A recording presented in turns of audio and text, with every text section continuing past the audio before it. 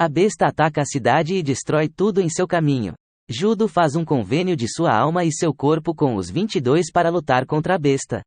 Ele diz a 22 que eles primeiro têm que expulsar a besta da cidade para proteger os cidadãos. Para 22, esta é a primeira experiência, então ela está confusa sobre o que está acontecendo com ela.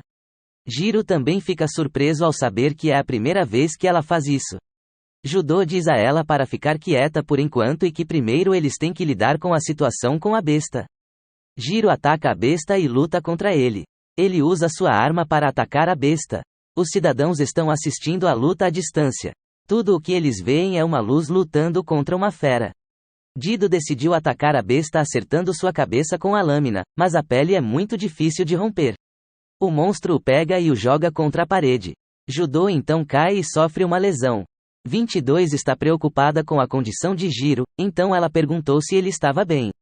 Judo a repreende e concentra sua atenção de volta na besta. Ele mais uma vez ataca a besta e desta vez corta um de seus braços com a ajuda de sua lâmina. Judo pergunta a si mesmo e a 22 se o monstro tem alguma fraqueza. 22 apontou que seus olhos são muito brilhantes, então talvez a fraqueza do monstro sejam seus olhos.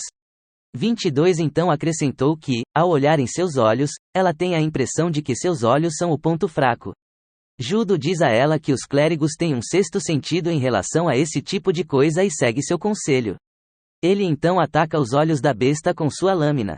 Lentamente a luz atrás dos olhos diminui e o monstro cai após a luta. 22 sai do corpo e da alma de Judo e diz a ele que o monstro é muito mais majestoso de se ver de perto. Só então Jiro cai inconscientemente. 22 tenta acordá-lo chamando seu nome, mas ele não responde. Nesse momento, Maya aparece e a oferece para ajudar no tratamento de Jiro.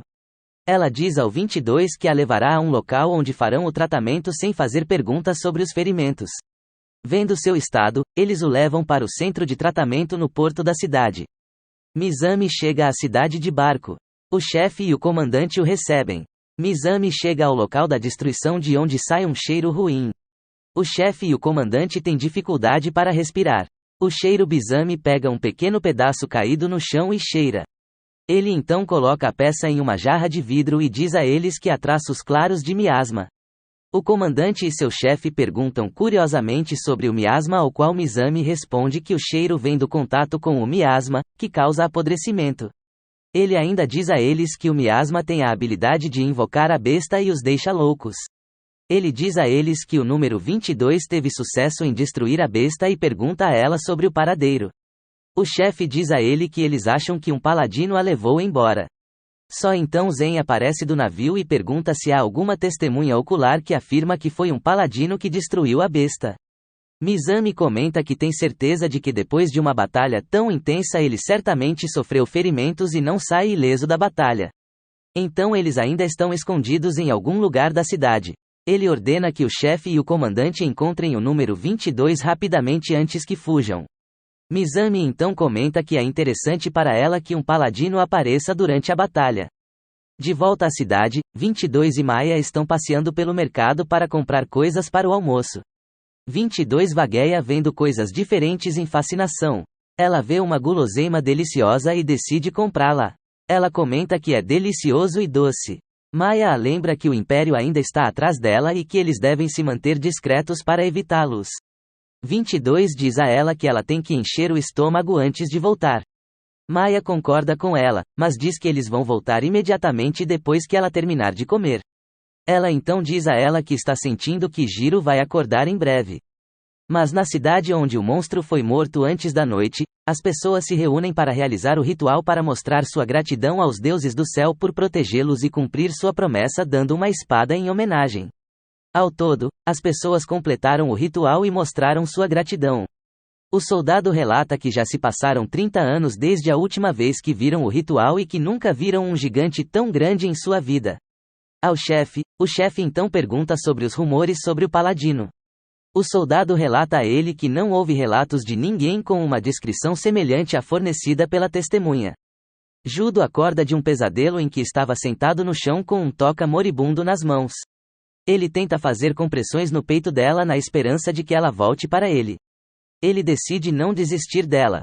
Seu companheiro tentou impedi-lo de fazer isso e pede que ele lute com ele contra os monstros e diz a ele que Toca tem baixíssimas chances de sobrevivência e que ele deveria ajudá-lo. Ele diz a ele que há muitos clérigos presentes que ocupam o lugar dela. Ao ouvir isso, Judô fica agitado. Só então ele acorda de seu pesadelo e bate com a cabeça ao acordar do sonho. Ele então ouve 22 conversando com alguém do lado de fora.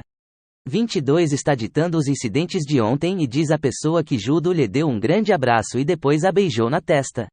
De repente, Maya então diz a ela que a ação simboliza um casamento e que Judo quer que ela seja sua esposa. Do lado de fora, as duas garotas estão sentadas juntas enquanto há comida cozinhando no fogo. 22 pergunta a Maya sobre o casamento e o que é. Maya diz a ela que é quando duas pessoas decidem passar a vida juntas para sempre. Nesse momento, Judo sai da sala ouvindo as palavras e os repreende. Maya então menciona que é bom que ele finalmente tenha decidido aparecer com sarcasmo. Judô então anuncia em voz alta que não vai se casar com ninguém. Maya se apresenta a Jiro.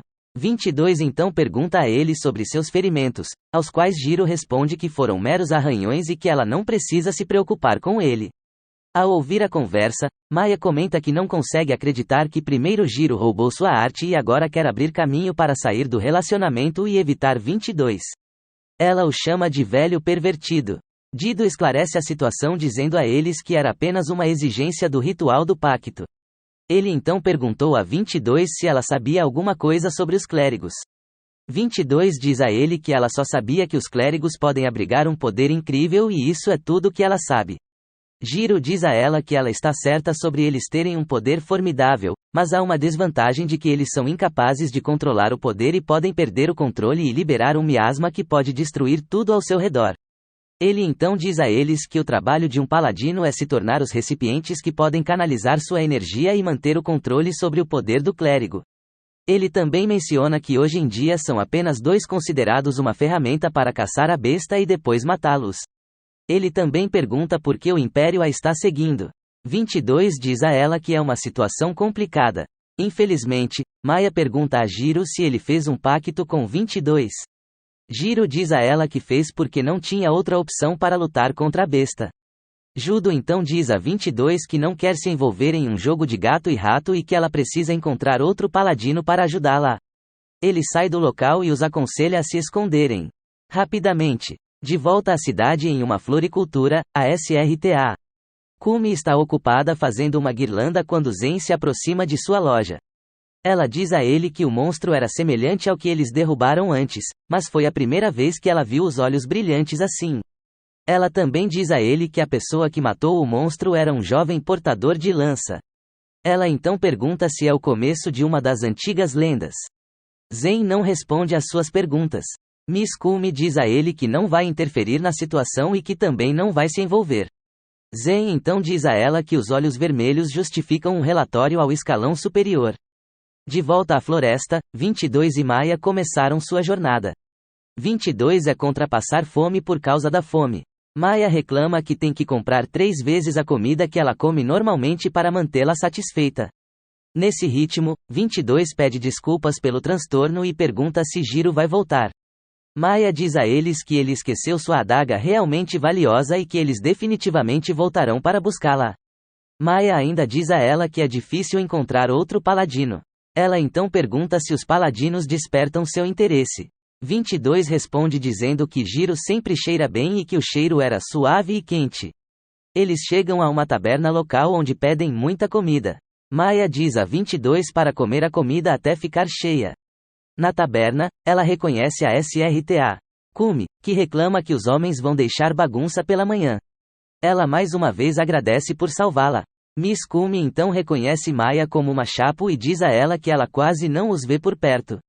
Nesse momento, o local é invadido pelos soldados, onde encontram 22. Vendo a situação, 22 entra em pânico e perde o controle de seus poderes.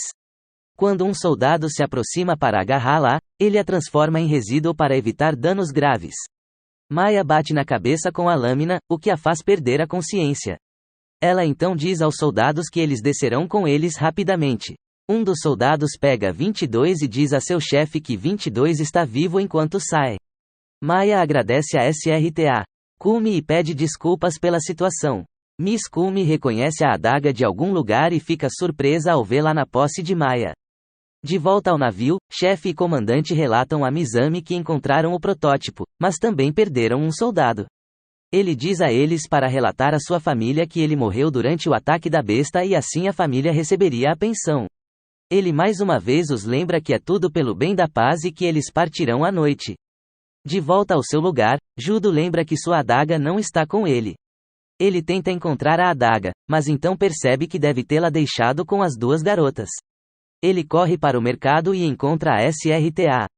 Kumi. Ele pergunta sobre as garotas, contando a descrição delas.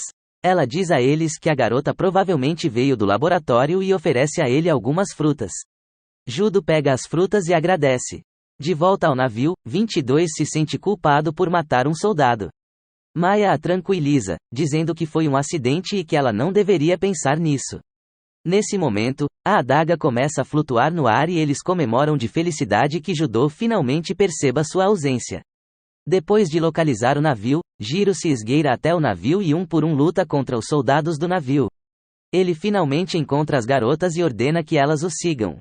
Ele acaba com cada pessoa que entra em seu caminho. Ele então diz às meninas para segurar a ponta da lâmina e mergulha na água. Na água, eles viajam em um ritmo super rápido e chegam ao barco dele. O comandante do navio localiza o navio e ordena que seus soldados o sigam. Eles realizam o pacto e conseguem escapar do local. De volta ao seu lugar, Maya diz a Judo que agora o Império também irá caçá-lo, pois agora eles sabem que ele é um paladino e que também deve ajudá-los. Judo reclama como os dois o arrastaram para a bagunça, mas concorda em ajudá-los. Maya e Jiro então discutem sobre o barco, com 22 sorrindo assistindo à troca.